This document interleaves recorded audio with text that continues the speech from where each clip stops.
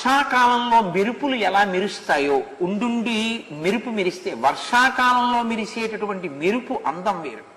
వర్షాకాలంలో మెరుపు ఏం చేస్తుందో తెలుసా అండి? మేఘాలు దట్టంగా పట్టేస్తాయి కాబట్టి ఆ మెరుపు తీగ మెరిస్తే గుంటూరు పట్టణం అంతా కనపడుతుంది ఆ మెరుపు తీగలో. అది వర్షాకాలం కాదనుకోండి, ఏదో ఒక్క మబ్బుండో చిన్ని మెరుపు తెలుపుకుని మెరిసింది అనుకోండి, ఏదో ఫోటో తీసుకున్న ఫ్లాష్లా ఉంటుంది, దాని అందం ఉండదు.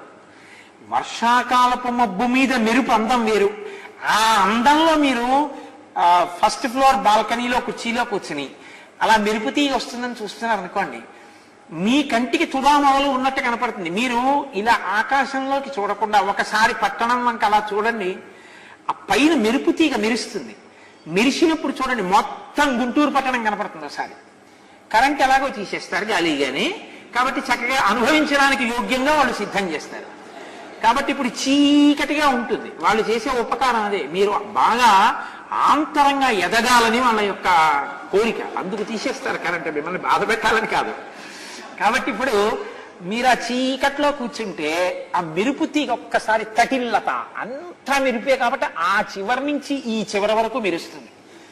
గుంటూరు అంతా మెరుపులో కనపడుతుంది. బృందావన్ గార్డెన్స్ వెంకటేశ్వర స్వామి గుడి శిఖరం నుంచి అన్నీ కనపడతాయి మీరు అక్కడ ఉంటే, ఆవాసం ఒకవేళ. ఇప్పుడు మీరు ఊరు చూడడం మానేసి ఆకాశం వంక చూడండి. రెండో మాట, ఇప్పుడు ఆ మెరుపు తీగ ఒక్కసారి వస్తుంది, అర్జునుడు పట్టుకున్న గాంధీవంలా ఉంటుంది, అట్నుంచి ఇక్కడ వరకు మెరుస్తుంది. ఆ మెరుపు ఎలా ఉంటుందో మీకు ఇంకా కాసేపు చూద్దాం అనిపిస్తుంది, కానీ అది ఉంటుందండి.